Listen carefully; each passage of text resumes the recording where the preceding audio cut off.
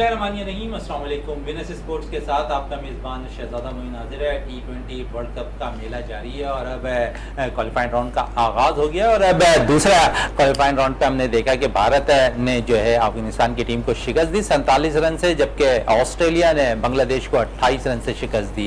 इन सारे सूरत हाल पे बात करेंगे अपने शो के अंदर और साथ साथ दीगर इशूज़ पे भी बात करेंगे। पाकिस्तान सिलेक्शन कमेटी के हवाले से भी अब बयान सामने आ रहे हैं कि इसको तहलील कर दिया जाएगा और ये क्या कुछ इसमें जो खराबियां हुई हैं सिलेक्शन में जो पाकिस्तानी टीम है वर्ल्ड कप के लिए मुंतखब की गई थी, उस हवाले से भी हम बात करेंगे अपने शो के अंदर कि क्यों ये तब्दीली करने का वक्त आता हुआ दिखाई दिया। क्योंकि अभी इस सिलेक्शन कमेटी को बने हुए कुछ अरसे ही गुजरे थे और इसमें वहाब रियाज थे, अब्दुल रज़ाक, बड़े नाम इसमें शामिल थे, लेकिन इसके बावजूद अब इजराइल ये रिपोर्ट दे रहे हैं कि इस सिलेक्शन कमेटी को खत्म कर दिया जाएगा। आया नई सिलेक्शन कमेटी कौन सी बनती, इन सब सूरत हाल पे भी बात करेंगे और फिर पाकिस्तान क्रिकेट टीम के कप्तान बाबर आजम और रिजवान के हवाले से भी अब सामने बातें आ रही हैं कि इनको भी एक कैटेगरी से हटा दिया जाएगा। इन सारी सूरत हाल पे बात करेंगे, लेकिन साथ साथ क्योंकि हमारे शो को जो है बाकायदा तौर पर स्टाइलेक्स पाइप कंपनी ने जो है स्पॉन्सर किया और साथ साथ ग्लोबल स्पोर्ट्स ने जो है हमें इस प्रोग्राम को स्पॉन्सर किया, इसी हवाले से क्योंकि इन दोनों ने स्पॉन्सर किया और साथ साथ क्योंकि स्पोर्ट्स वर्ल्ड कप का मेला जारी है अमेरिका और वेस्ट इंडीज में, अब तो वेस्ट इंडीज में तमाम मैचेस हो रहे हैं। तो इन सारी सूरत हाल पे बात करने के लिए हमारे साथ आज मौजूद हैं जमील अहमद साहब है जो हमारे साथ है, स्पोर्ट्स एनालिस्ट है, हमेशा हमारे इस शो में क्योंकि वर्ल्ड कप स्पेशल शो चल रहा है और इसमें जमील साहब हमारे साथ ही हर फ्राइडे को ज़रूर मौजूद होते हैं और अपनी जो है तजिए से हमें आज ज़रूर आगाह करते हैं। उनके साथ साथ इकबाल मेमन साहब हमारे साथ मौजूद हैं, उनके साथ मौजूद हैं जावेद इकबाल भट्टी साहब। सबसे पहले जमील साहब की तरफ चलते हैं। जमील साहब, सबसे पहले अगर हम कल के मैच की थोड़ी सी बात कर लें, क्योंकि पाकिस्तानी टीम पर हम थोड़े से बाद में आएंगे और सिलेक्शन कमेटी पर बाद में आएंगे, क्योंकि वो चैप्टर शायद अब खत्म हो गया है, क्योंकि अब जो मैचेस चल रहे हैं उस हवाले से थोड़ी बात कर लें। एक दफा फिर अफगान की टीम बेबसी की तस्वीर नजर आई भारत के खिलाफ, गो के कुछ बॉलिंग में उन्होंने कारकर्दगी दिखाई थी, फिर मिडिल ओवर्स के अंदर हमने देखा कि इंडियन बैटर्स ने अच्छी बैटिंग का मुजाहरा किया। नहीं, बिल्कुल ठीक कह रहे हैं आप, लेकिन असल में बात यह है कि ये वर्ल्ड कप का मैच है और जाहिर सी बात है कि हर टीम जो है वो जीतने के लिए मैदान में उतरती है। तो अगर आप इंडिया और अफ़गानिस्तान का फ़र्क देखें ना, तो अभी 1-2 साल से हम ये कहने लगे हैं कि ये ख़ास तौर पर 2021-22 से समझ लें आप कि अफ़गानिस्तान की टीम जो है उसमें बेहतरी आई। कुछ नए लड़के जो उनके जब से इब्राहिम ज़दरान ने जो है ना मतलब परफॉर्म करना शुरू किया है, तो ये, लेकिन अभी भी जो है ना अफ़गान जो टीम है वो उनके अंदर मिडिल ऑर्डर में प्रॉब्लम है और वो उस तरह जो है ना मतलब वो नहीं खेल पा रही, जो मतलब ये कि जिस तरह कभी मोहम्मद नबी फॉर्म में हुआ करते थे तो वो आकर नीचे से रन करते थे, तो वो चीज़ अब जो है ना, लेकिन अगर उनके ओपनर खेलते हैं तो नीचे वाले 20-20 15-15 रन करते हैं, तो एक ऐसा टारगेट मतलब वो सेट कर देते हैं मुखालिफ के लिए कि बॉलिंग तो अच्छी है, क्योंकि इस वक्त भी टॉप बॉलर जो है वो फजल फारूकी मतलब राशिद खान ने भी कल 3 आउट किए, फजल ने 3 आउट किए कल। राशिद खान तो है ही वर्ल्ड क्लास प्लेयर ना, मतलब वो तो बॉलर ही मतलब वर्ल्ड क्लास है। तो ये बॉलिंग तो उनके पास मतलब ये कि अच्छी है, नूर अहमद भी बहुत अच्छी बॉलिंग कर रहे हैं से, मोहम्मद नबी, क्योंकि वहाँ पर थोड़ा सा स्पिनर्स को वो हेल्प भी कर रही है। लेकिन मैंने जो अफगानिस्तान को अब तक देखा है खेलते हुए इंडिया के खिलाफ, गो के मैं ये समझता हूँ मैच अगर वो हार भी रहे थे ना, तो जिस तरह देखिए ये मैचेस इस तरह के हैं कि ये ग्रुप लीग के जो मैचेस है ना, ये आगे जाके जब अगर कोई मिसाल के तौर पे पॉइंट बराबर हो गए तो फिर नेट रन रेट पे जो ना फैसला होगा। तो जितना इनके जो भी शिकस्त, अगर मैच हार भी रहे ना तो इसको करीब लेकर जाएं, कम से कम उसके अंदर जाके मतलब वो आउट हो ना के 2-3 ओवर भी बच जाएं और जो है ना मैच भी हाथ से निकल जाए और रन रेट भी अपना जो है ना वो खराब कर लें। तो मैं समझता हूँ कि इसके लिए इनको जो है ना मतलब ये कि वो करना पड़े। अच्छा, अब ये जो मैचेस जो अभी 4 मैच हुए हैं ना, 4 मैचों के अंदर जो है अभी तक सब ने एक मैच खेल लिया, 8 टीम ने, और अभी हम कोई किसी उस पर, लेकिन जो नजर आ रहा है बज़ाहिर जो मतलब ये कि नजर आ रहा है ग्रुप 1 के अंदर जैसे इंडिया है, ऑस्ट्रेलिया है, ये मतलब नजर आ रहा है। अच्छा, ऑस्ट्रेलिया की आपने बात की और कल मैच बांग्लादेश के खिलाफ था, बांग्लादेश ने 140 रन किए और वे ऑस्ट्रेलियन टीम को पता था कि यहाँ पर बारिश के इम्कानात हैं, तो ये होता है प्लानिंग कि चेस किस तरह करना है हमें। उन्होंने अपनी प्लानिंग के मुताबिक खेला। 11.2 ओवर्स के अंदर वो 100 रन करते हैं और फिर बारिश हो जाती है, डेक्लोस के तहत जो है वो फिर मैच में 28 रन से कामयाबी भी हासिल कर लेते हैं। तो प्लानिंग शायद हमारे जो इतने तनख्वाहें लेने वाले जो बोर्ड के साथ वहां पर बैठे हुए थे, क्या वो उनको नहीं पता था जब पाकिस्तानी टीम अमेरिका या दीगर टीमों के खिलाफ मैच खेली थी कि किस तरह रन को चेस करना है, कितने ओवर में रन को चेस करना है, क्योंकि बारिश के इम्कानात भी थे। लेकिन कल आप देखें तो प्लानिंग के मुताबिक ऑस्ट्रेलियन टीम खेल रही थी। थोरो प्रोफेशनल हैं और आपकी टीम को भी पता होता है, लेकिन आपकी टीम के प्लेयर अपनी जात के लिए खेलते हैं, वो मुल्क के लिए खेलते हैं, ये फर्क है ना। बात ये है कि मैच तो 6.1 ओवर के अंदर रुक गया था। 6.1 ओवर हुए थे, 64 रन थे ऑस्ट्रेलिया के, उस वक्त भी रुका, फिर मैच हुआ, फिर रुका, 2-3 मरतबा मैच रुकने के बाद वो, लेकिन उनको पता था तो वो उसी हिसाब से मतलब वो खेल बैटिंग कर रहे थे। हाँ, वो बैटिंग कर रहे थे। 12वें ओवर के अंदर मेरे ख्याल 100 रन 2 ओवर में 100 रन किए थे।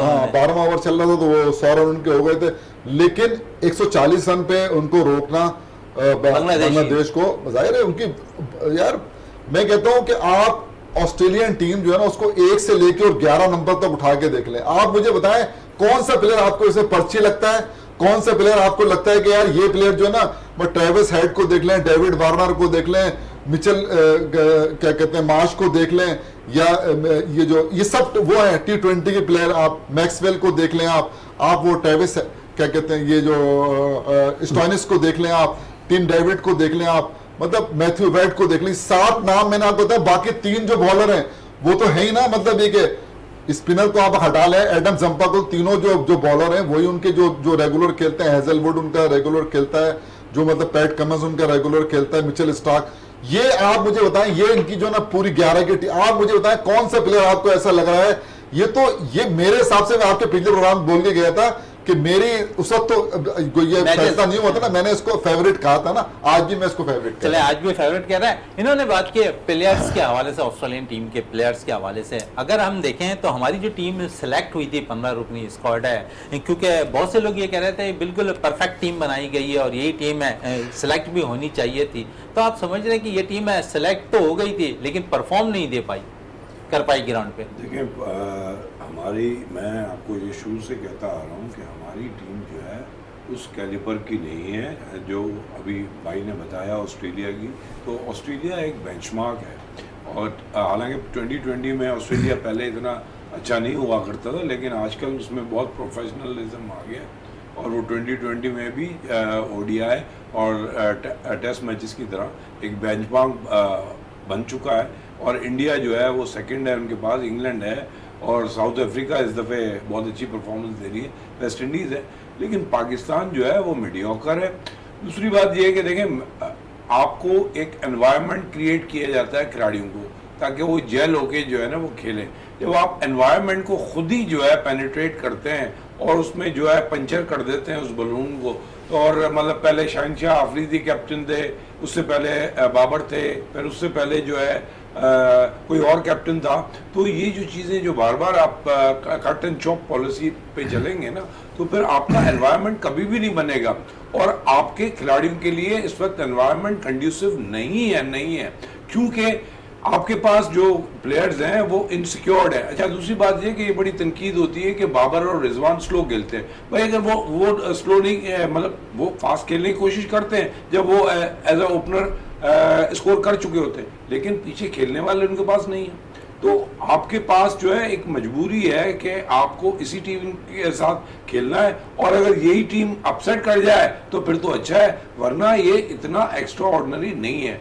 और मैं आपके पिछले प्रोग्रामों में ये कह चुका हूँ कि इन खिलाड़ियों में पोटेंशियल ज़रूर है, गेम को उनको रेस करना पड़ेगा, जिस तरह अफगानिस्तान कभी कभी करती है, स्कॉटलैंड करती है, आयरलैंड करती है, इस तरह उनको गेम को सर आप स्कॉटलैंड अफगानिस्तान की टीम को पाकिस्तान टीम से मिला रहे हैं। अगर आप लेवल देखें तो पाकिस्तानी टीम का लेवल है टॉप 10 के अंदर पाकिस्तानी टीम है।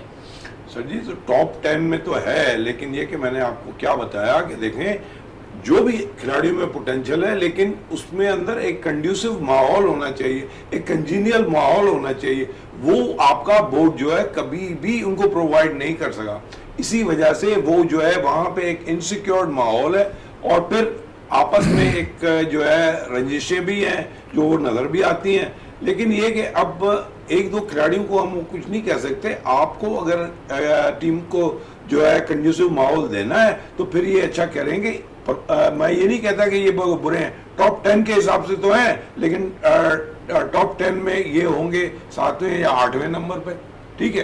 तो जो टॉप 4 टीमें हैं वो तो मैंने आपको गिना दी, तो उसके अंदर ये नहीं आते इस वक्त। हाँ, लेकिन ये कि गेम को अगेन इनको रेस करना पड़ेगा और फिर जो है उस पोटेंशियल को फुलफिल करना पड़ेगा जो उनके पास है। जब साहब कल के मैच के हवाले से क्या कहेंगे, क्योंकि जमील साहब ने कहा कि भारत की टीम है जो है मजबूत टीम है, तस्वुर की जा रही है इस वर्ल्ड कप के अंदर ऑस्ट्रेलिया के साथ साथ है, तो कल मजबूती आपने देखा कि यहाँ पर इनकी मिडिल ऑर्डर ने कामयाब रन किए। हम देखते हैं ऊपर के बैटर्स इस टूर्नामेंट में भारत की जानिब से रन नहीं कर पा रहे, लेकिन मिडिल ऑर्डर अपना किरदार बाखूबी अदा कर रहा है।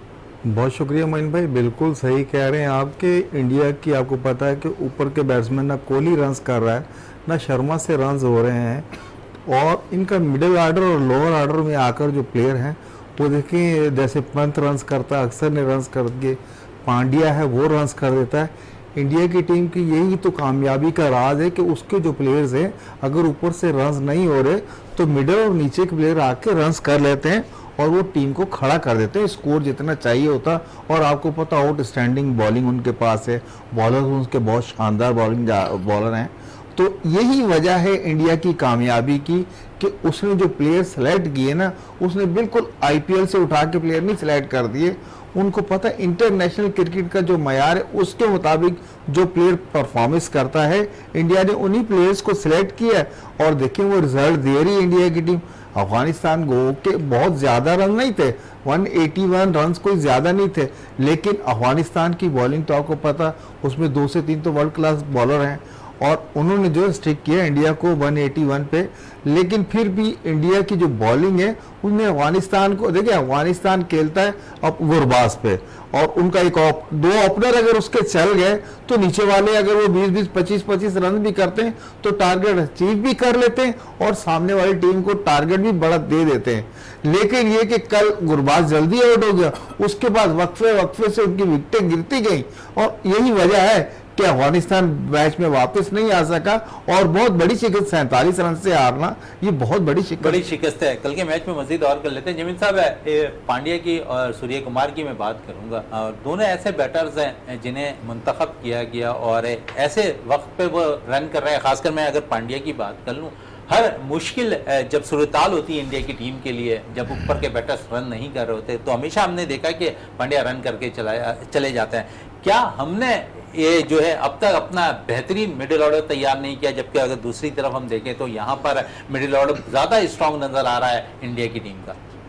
आप खुद अंदाज़ा कर लें, आपके पास जो मतलब मिडिल ऑर्डर है उसके अंदर कौन है? इफ्तिखार अहमद हैं और आजम खान थे, जिनको अब आप अगर हम देखें तो सिर्फ एक इफ्तिखार अहमद ही है जो 3, 3.5, 4 साल के अरसे से लगे हुए हैं टीम के साथ, लेकिन परफॉर्म नहीं कर पा रहे। तो वो उन्होंने भी मतलब ये कि जो दरमियाने दर्जे की मीडियाकर बॉलिंग होती है उसके सामने उन्होंने फ्लैट पिचेस पर रन किए ना। मुझे आप एक बात बताएं ना, क्वालिटी बॉलिंग के सामने जो है इफ्तिखार ने कब रन करके दिया? नहीं किया उन्होंने। तो बात ये है कि मुश्किल घड़ी में जिस टीम का सिलेक्शन में 5 ओपनर और 5 फास्ट बॉलर हो, उस टीम का आप जो तवाजुन जब बिगड़ जाएगा ना, आप मुझे बताएं, जब आपको ये पता है कि आपको आयरलैंड के खिलाफ अब कोई मसला नहीं है, फिर भी आप अबरार को नहीं खिला रहे, इसका मतलब यह है कि अगर अबरार ने अगर परफॉर्म कर दिया उसके खिलाफ सवालिया निशान आ जाएगा, भाई पहले क्यों नहीं खिलाया था। उस चीज से बचने के लिए 7 रुकनी आपने सिलेक्शन कमेटी कहीं देखी है? नहीं देखी है आप नहीं। लेकिन अब तो आपने ये जिक्र कर दिया 7 रुकनी सिलेक्शन कमेटी का, अब तो पाकिस्तान क्रिकेट बोर्ड के सरबराह मोहसिन नकवी साहब जो कह रहे थे ना सर्जरी के हवाले से बातें, अब तो ये भी बातें आ रही कि सिलेक्शन कमेटी को भी तहलील कर दिया जाएगा। यार ये कोई मतलब अब लेकिन अभी काफी अरसा भी नहीं हुआ इस सिलेक्शन कमेटी को बने में। आप मुझे बताएं ना, आप मुझे बताएं, जिस 1-2 साल में अगर किसी उसके 4-5 चेयरमैन 3-4 जो ना ये जो सिलेक्शन कमेटी और ये मतलब देखें ना इंजमाम भी रहे, शाहिद आफरीदी भी रहे, आजकल जो है ना वहाब राज नई, हमारे यहाँ पता है क्या होता है, हमारे यहाँ नई पोस्ट क्रिएट करते हैं ना, वो हमने सीनियर मैनेजर की एक पोस्ट, यानी सारे मैनेजरों के ऊपर आपने एक मैनेजर जो है ना वो बना के एक मजीद तनख्वाहें ऐड हो गई। आप मुझे बताएं कि मतलब इस पोस्ट की इतने आपने हर एक को अपनी अपनी ड्यूटीज दे दी थी ना, उसके बाद इस पोस्ट की मतलब जरूरत नहीं थी, लेकिन आपने जो है ना वो देखिए, मैं आपको एक चीज बताऊं, इसके लिए जो है ना हमने कभी भी तैयारी नहीं की है। वर्ल्ड कप जो है ना हम आप जो पीछे चले जाए ना, आप अफगानिस्तान से आप सीरीज हार के आए जिसमें शादाब कप्तान बन के गए थे। एशिया कप आपने हारा, ठीक है, हमने बोला यार अब फिर आप वर्ल्ड कप गए इंडिया के अंदर, वो बुरी तरह से आप नाकाम हो गए। अब आप यहाँ पर भी मतलब ये कि नाकाम हो। ये कौन सी टीम है जिसने 6 सेमीफाइनल और 3 फाइनल खेले? T20 के 6 सेमीफाइनल और 3 फाइनल खेले, ये वो पाकिस्तानी टीम है। तो आप ये बताइए कि आज हम कहाँ पर खड़े हुए हैं कि अगर हम क्वालिफाई नहीं, सिर्फ 2 टूर्नामेंट ऐसे हैं, 2014 वाला और 2016 वाला, जिसमें हमने बाकी सारे टूर्नामेंट के अंदर हम जो है ना ऊपर आए हैं और हमने मतलब ये कि अच्छी क्रिकेट खेली है। तो आप मुझे बताएं कि ऐसे मतलब आप अगर ये समझते हैं कि सिलेक्शन का क्राइटेरिया आपने अगर PSL को बना लिया तो रिजल्ट फिर यही है ना, क्योंकि अगर जब तक डोमेस्टिक जो परफॉर्म कर रहे हैं लड़के, मिसाल के तौर पर बहुत सारे लड़के, तैयब ताहिर है, किधर चला गया तैयब ताहिर? वो बड़ा जबरदस्त प्लेयर था ना, वो एशिया एमर्जिंग कप में सेंचुरी भी की थी इंडिया के खिलाफ उसने। वो आपको, आप मुझे बताएं, अब्दुल्ला शफीक जो है वो जबरदस्त प्लेयर, सलमान अली आगा, फिर आपके उसामा मीर जो टॉप मतलब होता परफॉर्म, मोहम्मद अली था, आमिर जमाल था, मतलब एक लंबी आपके पास मतलब खेप है यार। मैंने यहाँ आपसे जिक्र किया मुमताज का, मतलब ये नहीं है आपके पास मुमताज है, सुफियान मुकीम है, फैसल अकरम है। अब ये आप मुझे बताएं, इन लड़कों को अगर कासिम अकरम चले गए ना, वो किस्सा फारीना, वो कहाँ है वो कासिम, जिसको हम तौसीफ का वो कह रहे थे ना कि ये देखिए ये जो हफीज का अब आप मुझे बताएं कि हम कहाँ खड़े हुए हैं यार। हम देखिए, हमें अंडर 19 आपकी होती थी ना, आपको उससे प्लेयर मिलते थे। सर अंडर 19 के तो प्लेयर्स ही कहीं नहीं आ रहे नजर। बाबर अंडर 19 से आया, सरफराज अंडर 19 से आया, शाहिनशाह अफरीदी अंडर 19 से आया। अब मुझे बताएं ना कि जो आपके जो प्लेयर हैं अंडर 19 से, कौन सा प्लेयर आपका? कोई भी प्लेयर नहीं यार। अब तो PSL के बेस पे जो लड़का 2 मैच में परफॉर्म करते हैं वो टीम का हिस्सा बन जाते हैं। इरफान नियाजी ने 2 मैचों के अंदर 30 रन कर दिए। आप उसको जो है ना नेशनल टीम जो है ना, इतना फर्क है पाकिस्तान डोमेस्टिक में और नेशनल के अंदर। उसके अंदर प्लेयर को रगड़ा जब तक नहीं लगे उसको लाना ही नहीं चाहिए। हम क्या करते हैं, कच्चा तोड़ लेते हैं। हमें जो है ना, जब तक वो प्लेयर को 2-3 साल डोमेस्टिक में खेलने दें, रगड़ा लगने दें और उसको मजबूत होने दें। जब वो प्लेयर, ये जितने प्लेयर आपने रगड़े की बात की और प्लेयर्स की बात की है, तो थोड़ा सा एक मेरे जहन में सवाल आ गया, खासकर जो है साहबजादा फरहान के हवाले से। 24 मैचेस खेल चुके हैं साइम अय्यूब और T20 के अंदर अब तक कोई नीप सेंचुरी उनकी नहीं है। हम इससे कह रहे थे कि मॉडर्न क्रिकेट का सबसे बेस्ट बैटर है पाकिस्तान का, लेकिन हमने देखा कि 24 मैचों में जो प्लेयर्स है, एक नीप सेंचुरी नहीं है, ऊपर है एज ए ओपनर खेल रहा हो। आप समझते हैं कि इससे बेहतर हमारे पास साहबजादा फरहान नहीं थे, जो डोमेस्टिक क्रिकेट के अंदर 3 साल से मुसलसल टॉप जो है स्कोरर आते हुए दिखाई दे रहे हैं? बिल्कुल, देखें ये तो बहुत ज्यादती की बात है ना। कामरान गुलाम अभी आपका फाइनल उसने नहीं खेला, उसने तो ये बोल दिया कि मैं क्यों खेलूं फाइनल, मैं फाइनल खेलने फायदा नहीं, मुझे लेते तो है नहीं। जो लड़का इतना परफॉर्म, यार जब हमारी टीम बांग्लादेश गई थी, जब बाबर कप्तान था, तो आप उसको वहां लेके गए, आपने उसको मैच ही नहीं खिलाया, उसके बाद वापस लाके आप भूल गए उसको। यार ये देखें, अगर आप डोमेस्टिक कराते हैं तो उसको रिस्पेक्ट दे। अगर कोई लड़का डोमेस्टिक में रन कर रहा है, 1000, 1200, 1400 रन कर रहा है ना डोमेस्टिक के अंदर, तो और अगर मुसलसल रन कर रहा है तो उसका पहले हक बनता है, PSL वाले का बाद में हक बनता है। इसी पे, क्योंकि शाहनवाज धानी ने भी अभी मुसलसल रन किए, आउट किए हुए हैं, तो उसे भी जो है टीम का हिस्सा नहीं। अब सुनने में आ रहा है कि बांग्लादेश के खिलाफ उन्हें जो है मौका फराहम किया जाएगा। नजर आ रहा है कि कोई पसंद और नापसंद, शाहनवाज धानी जो है वो इतना सुपर फिट है और परफॉर्म, देखिए डोमेस्टिक खेल रहा है, परफॉर्म कर रहा है। जो लड़का डोमेस्टिक खेल के परफॉर्म कर रहा है, ये आपके हसन अली जो है, ये तो चले गए थे ना डोमेस्टिक खेले एक सीजन के अंदर, वापस आए फिर तो ये जो जितने भी लड़के आपके पाकिस्तान टीम, चाहे बाबर आजम है, शाहीन शाह, एक तो ये कि जो सेंट्रल कॉन्ट्रैक्ट वगैरह, ये तो एक जो ना वो उनको नीचे लाए ऊपर, लेकिन जो लड़का डोमेस्टिक ना खेले ना, उसको पाकिस्तान नहीं खिलाना चाहिए। पाकिस्तान ने इकबाल साहब कितने आप इत्तेफाक करेंगे जमील साहब की बात से कि डोमेस्टिक क्रिकेट से जो लड़का प्लेयर से निकल कर आता है, और जिस किस्म की बात कर रहे हैं जमील साहब के, रगड़े मारने के बाद यकीनन प्लेयर्स बनते हैं और डोमेस्टिक खेलना बहुत ज्यादा जरूरी है। जी मिसाल इन्होंने 3-4 प्लेयर्स की दी, बाबर की दी, शाहिनशाह अफरीदी की। और मौजूदा टीम में अगर हम देखें तो सलमान अली आगा डोमेस्टिक खेलते हैं, सऊद शकील डोमेस्टिक खेलते हैं, अब्दुल्ला शफीक डोमेस्टिक खेलते हैं। आप इनकी कारकर्दगी टीम में देख लें, इन्होंने वाकई परफॉर्म किया हुआ है। आप समझते हैं डोमेस्टिक क्राइटेरिया हमें अपनाना पड़ेगा, इस चीज को हटाना पड़ेगा कि पाकिस्तान सुपर लीग से जो प्लेयर्स को इंतखाब किया जाता है वो गलत होते हैं, उसका अंजाम ये होता है। देखिए, मैंने आपको कहा कि आपके पास सिस्टम जो है फर्स्ट क्लास का वो 70-75 साल से चल रहा आ रहा है और वहीं से खिलाड़ी निकले हैं। उसके बाद अगर कहीं काउंटी पे चले गए, काउंटी खेलने के लिए उन्होंने अपने आप को पॉलिश किया वहाँ पे, लेकिन ये शुरुआत तो उन्होंने अपना डोमेस्टिक से ही की ना। और ये 2020 का सिलसिला तो 20-25 साल से चल रहा है। लेकिन आप एक चीज़ देखें एवरेज सिर्फ नहीं देखा जाता, 50 और सेंचुरियाँ नहीं देखी जाती शहजादा साहब, इसमें जो है स्ट्राइक रेट देखा जाता है। आपकी बैटिंग जो है वो कहीं पे भी आपको जितवाती नहीं है। आपको जब नजर आता है ना कि बाबर और रिजवान जो है उन्होंने फिनिश किया, क्योंकि वो बॉलर जो है ना वो अपना काम कर चुके होते हैं। आपके बॉलर बहुत अच्छा काम करते हैं, फिर आगे ये लोग जो है बैटिंग कर रहे होते हैं।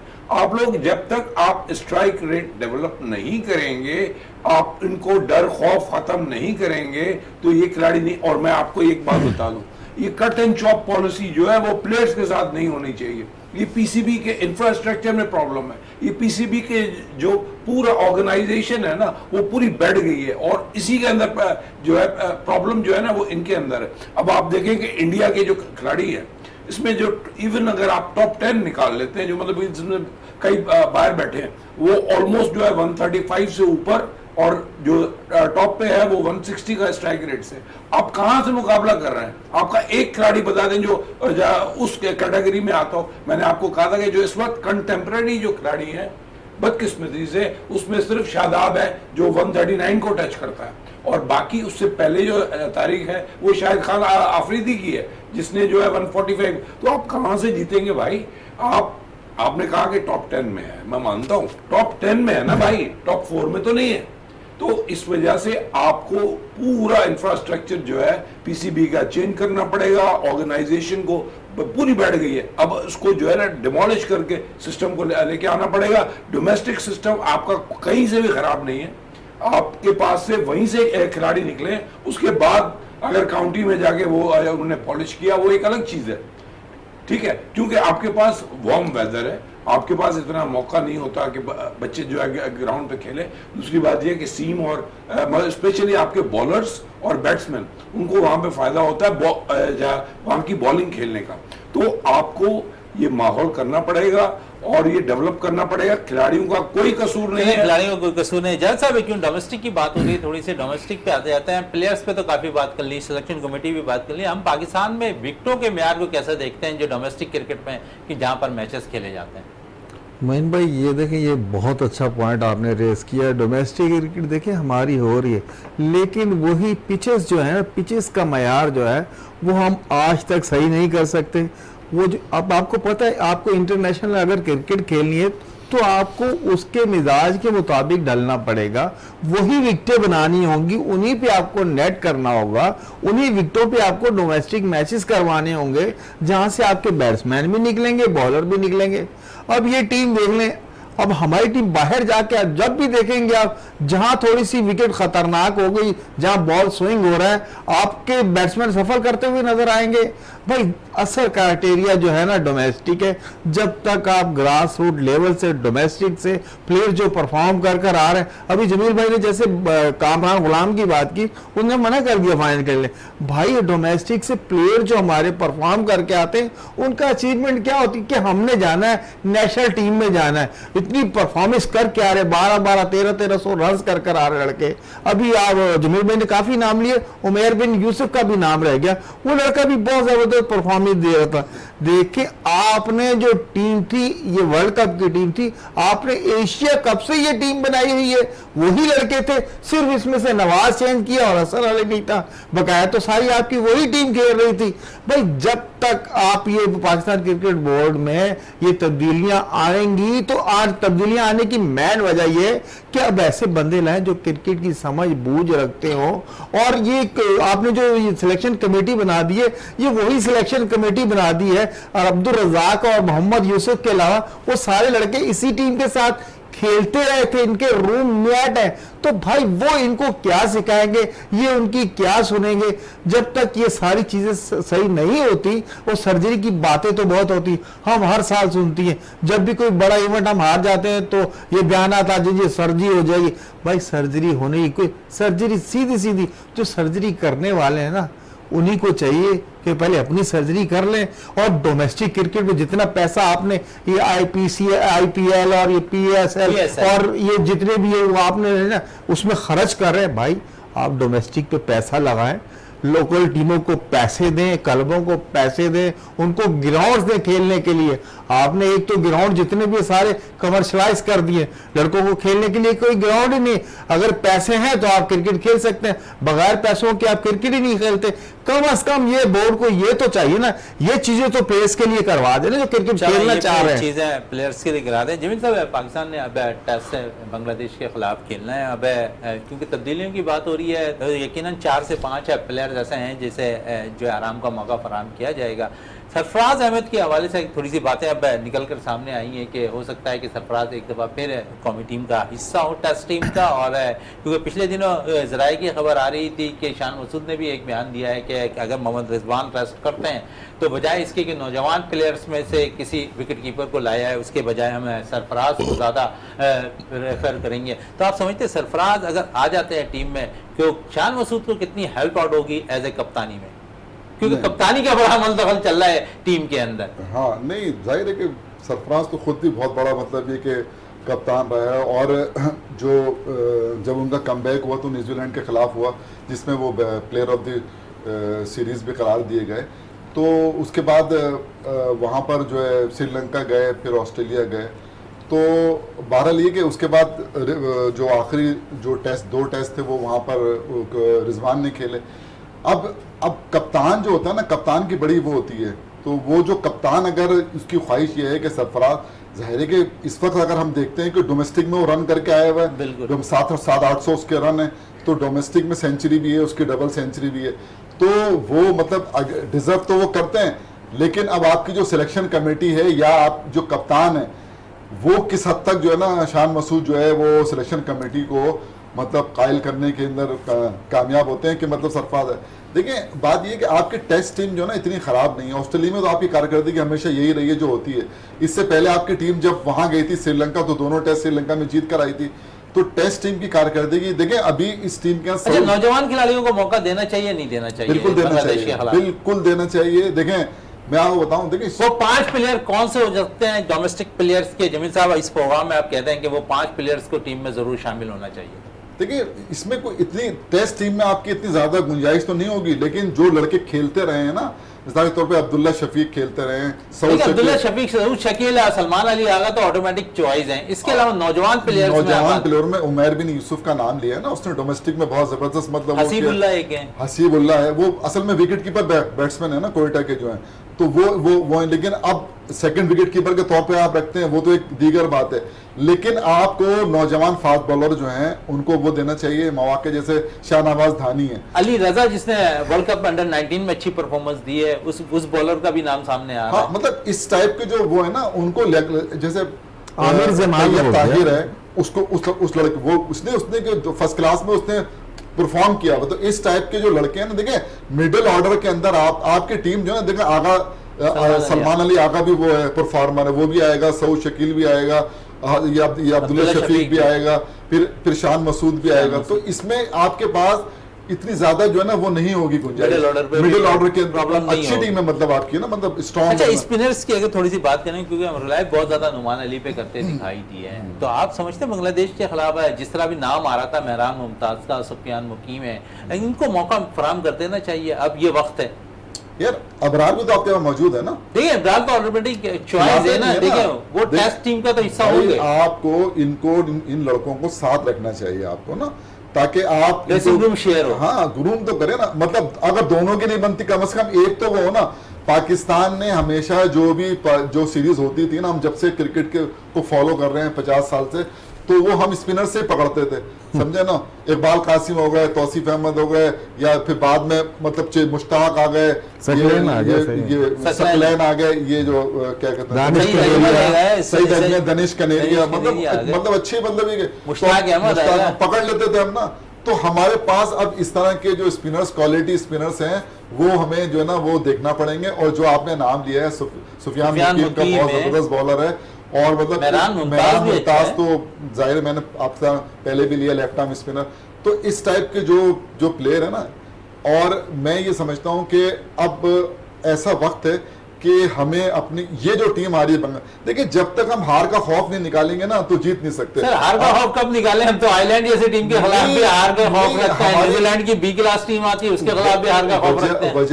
वजह उसकी ये है कि जब तक के जो खिलाड़ी है ना, अब कोच की जिम्मेदारी होती है, बोर्ड की जिम्मेदारी होती है कि आपने इतनी सीरीज आपने की, जब उसको पता है कि अगर हमने 2 मैचों में रन नहीं किया तो वो फिर ये करता है, वो अपने लिए पहले वो 25-30 रन करता है, बाद में वो टीम के लिए खेलने जाता है और इतना में आउट हो जाता है।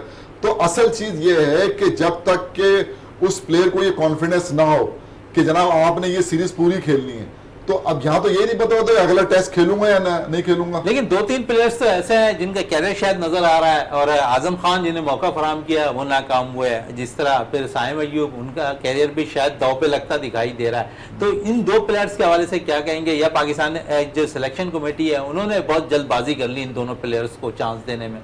देखिए मैं आपको बताऊं, उसको आपने साइम अय्यूब को वनडे भी टेस्ट मैच में भी मतलब मौका दिया, उसको मुश्किल जगह पे दिया लेकिन भारत दिया। देखिए एक बात बताऊं मैं आपको कि टैलेंट तो है मौजूद उसके अंदर ना, लेकिन अभी एज भी उसकी कम है। अभी होना क्या चाहिए, इसका तरीक़ेकार ये होना चाहिए कि उसको वापस डोमेस्टिक में जाना चाहिए, डोमेस्टिक में परफॉर्म करना चाहिए, अपनी जो गलतियां की हैं उस गलतियों को सुधारना चाहिए और वापस कम बैक करना चाहिए। साल 2 साल 1-2 सीजन से कुछ नहीं है, बहुत एज है उनके पास, और ये कम बैक करें और आजम खान अपनी फिटनेस पे काम करें। बिल्कुल, आजम खान अपनी फिटनेस पर काम करें, और जिस तरह साइम अय्यूब के हवाले से जमील साहब कह रहे थे कि इन्हें डोमेस्टिक क्रिकेट में जाना चाहिए और अपनी खामियों को दूर कर कर एक दफा फिर मुतासिर करना चाहिए और रन करना चाहिए डोमेस्टिक क्रिकेट में, और उसके बाद एक दफा फिर पाकिस्तान टीम में सेलेक्ट होना चाहिए। जावेद इकबाल साहब आपका बहुत शुक्रिया, मेमन साहब आपका बहुत बहुत शुक्रिया, जमील साहब आपका बहुत बहुत शुक्रिया। प्रोग्राम का अख्ताम करते हैं इस दुआ के साथ कि पाकिस्तान में खेल और खिलाड़ी तरक्की करते रहें और पाकिस्तान का सबसे लाली परचम दुनिया भर में रोशन रहे। इसी के साथ अपने मेजबान शहजादा मोइन को इजाजत दें। पाकिस्तान जिंदाबाद।